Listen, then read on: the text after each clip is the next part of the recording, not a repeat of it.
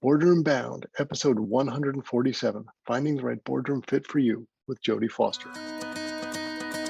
I spend the time prepare for those meetings thinking about what question is really important and how am I going to ask it to get the right answer.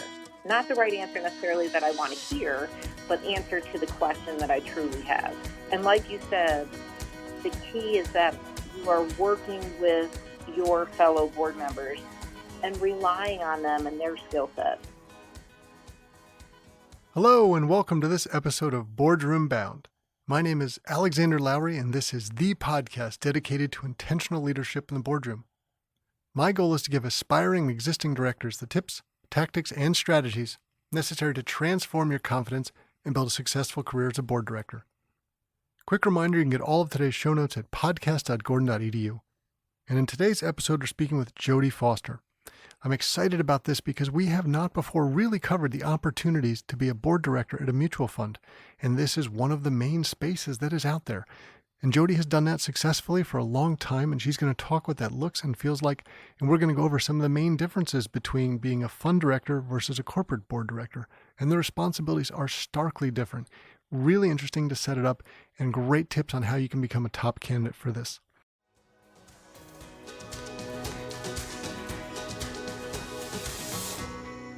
Before we jump into today's show, I'd like to share a message from our sponsor about director certification. Want to join your first board, or are you looking for additional board seat opportunities? In either scenario, be sure to be disciplined in your approach. Now, through the Becoming an Exceptional Board Director Candidate Coaching and Certification course, you get both modern board director candidate packaging and modern board operations knowledge integrated within one program.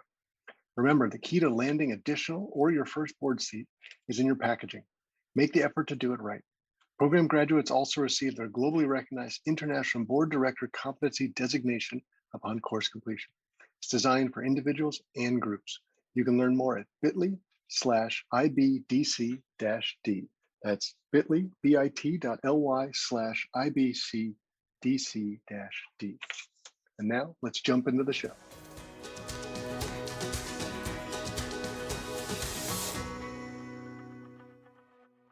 Jody Foster, welcome to the Boardroom Bound podcast. Thanks so much for having me. So I'm excited to have you on the show today. We have not previously covered all of the opportunities in the board world because I've overlooked the mutual fund director space. I'm excited to have you on the show, someone who's referred into me by a previous guest, which I always take as a good sign. And this is an opportunity where this board of directors position is really different in some ways than other corporate board roles. So I'm excited to have your expertise to share with our audience today. But you don't land in this position right overnight. It's not the kind of thing you can do straight out of college. It took a lot of time for you to build up the credentials and the experience that were needed for it. So let's just begin setting up some of your career trajectory to where you landed that board opportunity. Then we'll dive into some more parts of it. Great. Thank you again, Alexander, for having me. I've spent 25 years in the investment management industry, and I've worked in a variety of senior roles at JP Morgan, as you have too, as well as a variety of boutique investment managers. I started out as an equity analyst, and I eventually had leadership roles in operations, finance, HR, compliance, and marketing.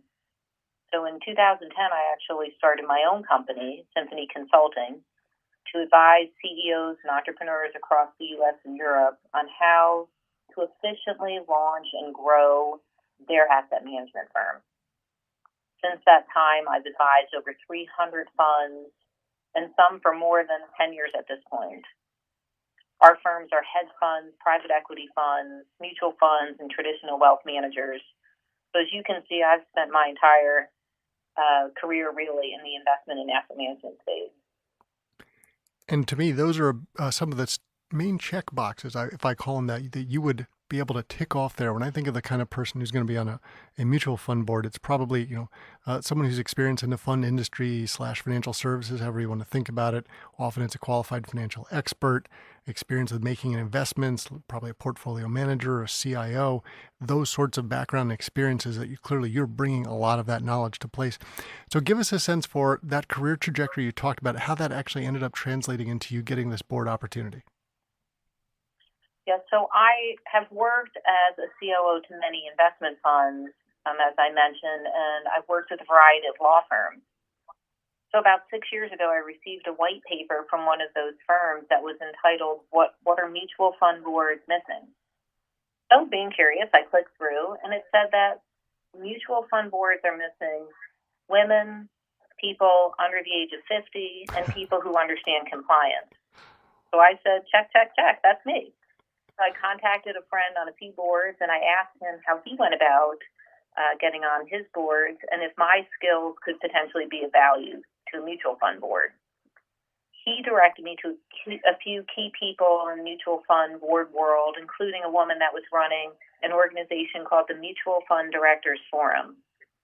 At the time, she suggested that I put my resume in their database, which I did. And a year went by, and I didn't hear a thing, so I promptly forgot about it. And then out of the blue, one day I got a call from my current board who actually found me in that directory. And, the rest, as they say, is history. Ultimately, my board was looking for a financial expert, someone to run their audit committee, and they really wanted someone who understood derivatives. So not only did I manage a derivatives desk during my time at JP Morgan, most of my clients trade derivatives. So I had a lot of exposure to a variety of the trades that I would see in the fund. So I think that was one of the keys and things that they were looking for and that I could fit. Because as you know, in our industry, there are a lot of buzzwords and a lot of acronyms, and it just takes time to really learn the language of asset management and mutual funds. And they knew that I already had that dictionary. Oh, there's no question. We love our TLAs, those three-letter acronyms. MFDF is 4 letters, but a mutual fund directors forum is definitely a place that people are going to want to go to. We will link to it in the show notes. It is a wealth of knowledge if you're interested in the space, and they do have that database that you can join. So I'm glad you referenced that. I've seen lots of great material out for them. For example, some of the statistics they talk about for boards really change your mindset of what it might look like in a mutual fund board versus a corporate board. For example, I think they were saying that the average age of a fund director is 67 and the average retirement age is 75, which used to be 70, then it was 72, 75. People tend to be on mutual fund boards for a very long period of time, and I guess they didn't want to retire, and they kept raising those ages. So you were joking about that, someone under 50, right? Feels very different for them. Give us a sense what it actually might look and feel like in one of those mutual fund boardrooms. Now, the difficulty in serving in any board setting, and especially in the mutual fund world, is the conflicts. And I think that's one of the reasons why it's difficult to find people under the age of 50, as they're usually still working, would be conflicted out from that mutual fund board seat. Most of the, I should say, I sit on the steering committee at the Mutual Fund Directors Forum, and I participate in a lot of the educational seminars through the forum, and it's a tremendous place to learn the role and to learn good governance. The majority of other mutual fund board members that I meet also grew up in the industry. So the compliance and the regulatory environment is so specific. Running and understanding the P&L and the audit of these funds, it's different than a traditional corporate board seat.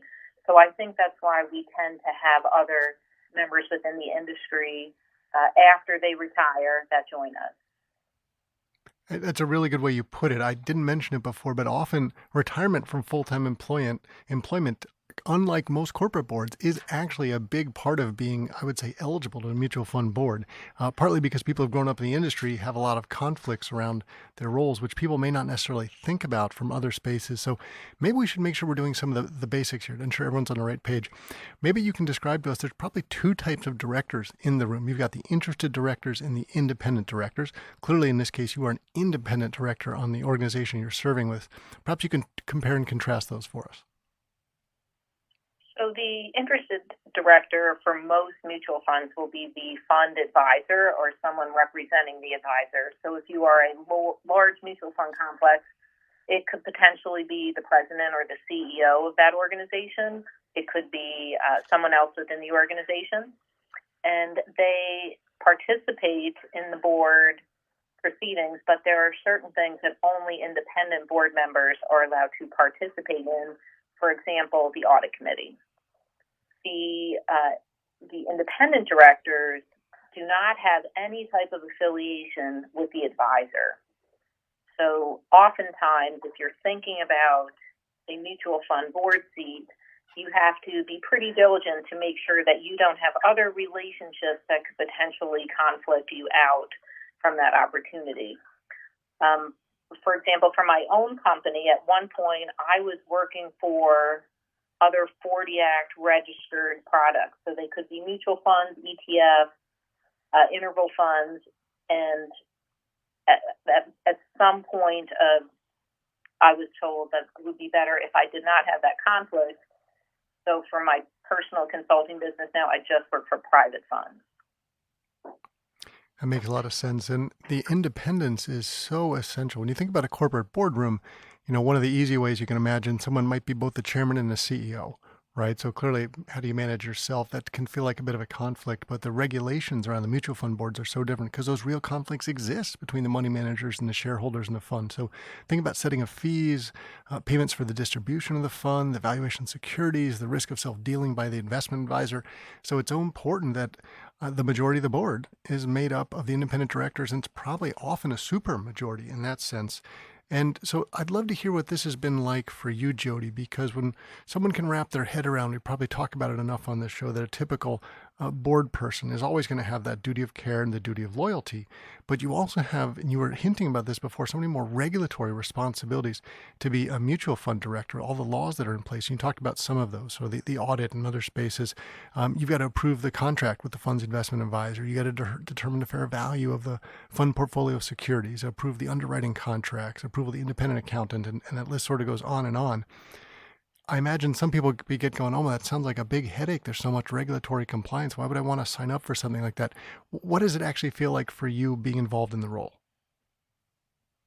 Well, I think that it helps coming from the industry, and I myself have done a lot of the compliance and follow along with the SEC regulations. So, for example, the board is responsible for valuation, and that may seem quite unusual considering the portfolio manager is there every day, involved in the portfolio. So how could an organization that's sort of separate from that day-to-day be responsible for valuation? The SEC has, I think, acknowledged that and now is allowing the board to delegate some of these duties to the advisor, but we still are responsible for overseeing that. And the key difference between a mutual fund board and a corporate board is the oversight responsibility as opposed to any type of operational or management responsibility that could take over in the corporate boardroom. So we are overseeing the different entities, and as you mentioned, that 15C process or the advisor renewal process is one of the most important things that we do each year, and we are evaluating the advisor soup to nuts on how they're doing things, how they're pricing things, how they're servicing clients, how the advisor is managed financially, and how they're doing. So there's a lot of the pieces of the puzzle that we get to once a year in that 15C process, but really throughout the year, we're monitoring how the advisor is managing. And I'm going to translate for anybody in my audience who's not finance oriented, right? So I will say the fund board is compliance oriented, and you've got oversight of the advisor and service provider performance, not individuals. Whereas on a comparison side, if you looked at a sort of typical corporate board role, oversight of human capital might be a typical thing that falls under the board. Strategy is a key responsibility. There's not a lot of strategy that you're doing when you're on a mutual fund board role. And on a corporate board, I would say shareholders and management goals are generally aligned, and it does look and feel very different. So, when we talk, Jody, a lot on this show about someone who might land a corporate board seat, and many times someone would be looking for someone outside of the industry to be able to bring skills that work across the space, but a very different mentality. And that probably hasn't been your experience in the mutual fund world. That's exactly right, Alexander. I would say most people grow up in the industry and have a very good sense of the service providers. So, as you mentioned, that's one of our important roles. We oversee and renew the terms of our service providers, which could be our attorneys, our accountants, our administrators, our distributors, our custodians. So we are looking at all of these things on a regular basis. And we should probably even cover some of the basics, because the industry has changed so much than, say, some of us were growing up and we knew these big fund complexes, and the pricing has changed dramatically. You've got open-end funds and you've got closed-end funds. What has it sort of felt like from, say, some of the beginning stuff in your career, if you were describing the space that you're now board director on and where you are now and what you're thinking about it? The world has shifted during the pandemic. We know that, but this sort of slow moving changes that we've seen over the last couple of decades in the mutual fund industry have changed the world dramatically. How would you describe it for some of our audience members? Well, I would say one of the things that has changed most over the 25 years is the movement from more boutique and smaller asset management firms who were picking individual securities. So they were picking stocks and bonds and trying to beat some index. Over time, there are huge complexes, and many of those are running passive investments or index investments. So they're not picking individual stocks necessarily or individual bonds. So I would say that's changed, and as that has changed, the fees have come down. There's been a lot of pressure on those fees, and so the consolidation within the industry has also occurred and continues to occur. There are fewer fund complexes probably than when I started, and much larger fund complexes. Now, you mentioned the closed-end and open-end funds. In my day, I would say the open-end funds, when I started in the industry, the ability to buy that mutual fund every day and it's priced differently every day. There's been a movement, especially in the last year or two, towards more closed-end funds. So providing a mutual fund-like wrapper to private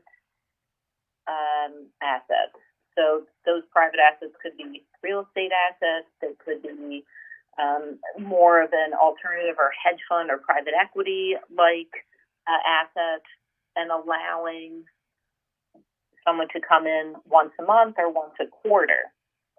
So they can't purchase that security or trade in that security every day, like on the open-end fund side, but they're going to have some predetermined time to be able to make an additional investment or take their investment out. So, Jody, something else I'd love if you could describe for us, since you're in the space and you're working there. We've talked before about your audit committee experience. Clearly, one of the pieces probably why you're the chair of the audit committee. You're also on the nominating and governance committee. And on this show, we've talked about that for corporate boards a lot, what that might look and feel like. For example, someone trying to get themselves on a corporate board really helps to talk to someone in that sort of space, because we know that people often look to their network first, then they might involve a search firm, etc. Can you talk about what your experience has been like in the fund board space, being in that committee? First I would say that there was a change in recent times requiring this financial expert on the board. And so there was, at one time, I would say many of the jobs available or the seats available on the mutual fund board were coming from the audit field, or who could fill that financial expert seat. The Nominating Governance Committee, I would say, is the second committee that I see on almost all boards. So all boards have that audit committee, and then nominating government, I would say, is the second. And so to me, in that role, we're really responsible for making sure that we have a bench of additional directors that could come in at any time if needed. So we would like to keep 75% of the board at least independent directors. And in the case of my board, my seat came up because there was a death of one of the trustees. And so the Nominating and Governance Committee had a need to fill that spot. So what I do as part of the Nominating and Governance Committee is I try to keep a list of people that I feel at any moment in time could come and step into the role. And it will depend on the need, on which board member would be the one to leave to see what skill set we may want to backfill.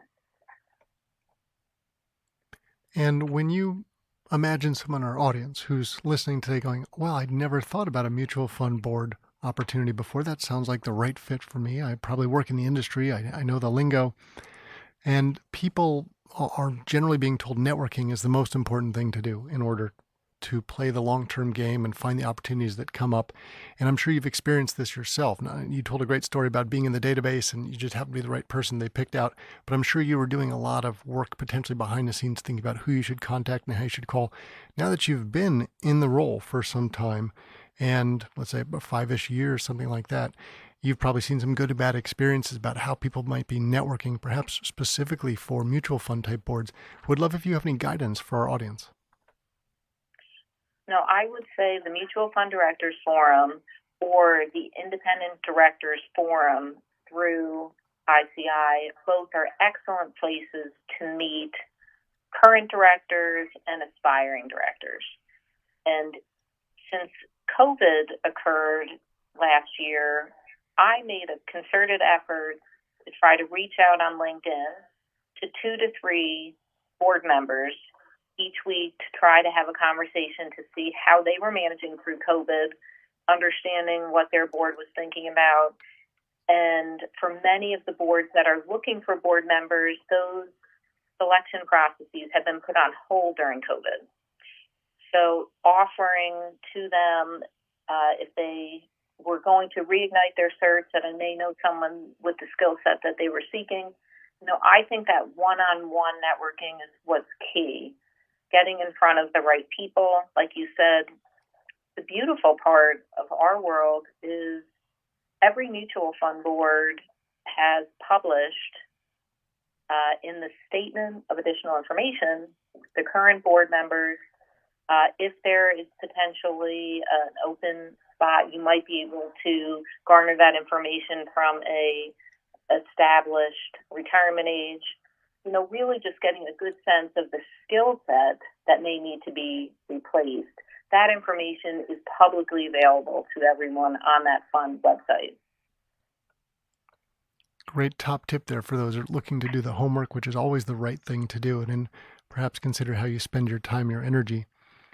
And Jody, if I pivot for a second, something else I'd love to draw upon with your deep experience in this sector now is when someone thinks, okay, this is what I wanted to do, they pursued an opportunity comes up, now they're going to be on their first fund board seat, and being the right board director, quality board director, someone who adds value and does a great bit of successful work for the organization. Would love to hear your thoughts on this. I know, for example, you and I were chatting before that the listening and synthesizing information quickly is critical, and would love to hear if you expand upon that for us, please. So if I understand you correctly, the question is, what would make a great mutual fund board member? Right. I think that a passion for the investment strategy is key. So understanding the strategy, having a full knowledge of the legal documents and how the strategy is described. And then as a board member, you have a good sense and understanding of when the strategy may be underperforming and why it's underperforming in the market.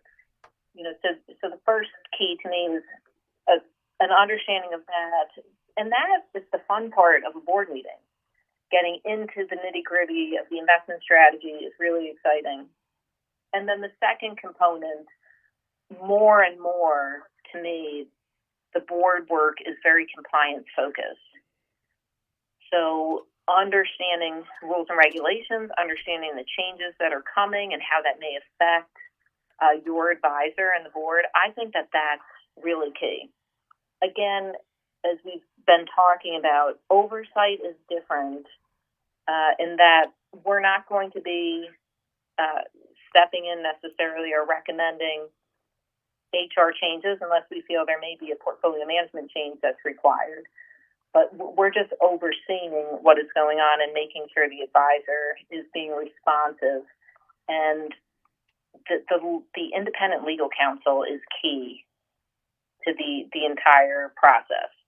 they are overseeing and shepherding the board through the requirements each board meeting. And another part, of course, is that you are working together as a team when you're in the boardroom versus, say, earlier in your career when you were looking to stand out and shine. Did you feel like there was any learning curve when you first got into that board seat and you're trying to figure out how do I be effective not only as an individual board member, but collectively as part of the group? Absolutely. I would say the first 2 years I was studying for each board meeting and formulating the questions so to understand the process, understand the investment strategy, understand how the pieces fit together, comparing different service providers with outside service providers. But as time goes on, when you really understand how the fund group works, now I find I spend the time to prepare for those meetings thinking about what question is really important and how am I going to ask it to get the right answer? Not the right answer necessarily that I want to hear, but that the answer to the question that I truly have. And it's difficult. I just had a board meeting last week, and we had 2,600 pages of the board book to go through, review, and prepare for the meeting. There's probably a question on each page that I could have, but it's figuring out how to use time wisely in the boardroom and identify the main issues. And like you said, the key is that you are working with your fellow board members and relying on them and their skill set. So, Jody, when we talked earlier in the show, we talked about how the industry has made a lot of changes over the last couple of decades, and the pace of change may be accelerating as we move into the future for lots of reasons. But when you pull out your crystal ball and you look ahead and you imagine, okay, as a board director, these are maybe things that I'll be having to think about or be changing in the industry. What is it that's may not be keeping you up at night, but what are you thinking about? What's on your mind?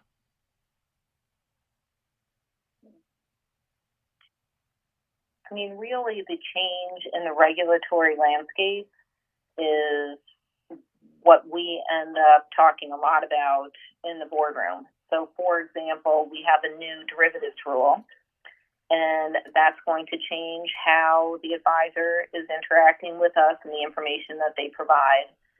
So, to me, the key is, as time goes on, to be thinking about, do we have the right products, the right time, the right strategy, and for the right audience. And I think that the fund complexes that will be successful are those that are thinking about innovating and reaching new investors over time, as opposed to those who want to keep doing things the way they've always done them. Well, there's no question the regulatory landscape continues to change, and I have every confidence that the government will continue to make changes for us that will keep us on their toes. And we are grateful to have such dedicated and experienced people like yourself making sure that everything is in order and working as it should be. And Jody, we were delighted to have you on the show today. Thank you for sharing your insights and helping all of us to think about how we might be more boardroom bound as a mutual fund board director.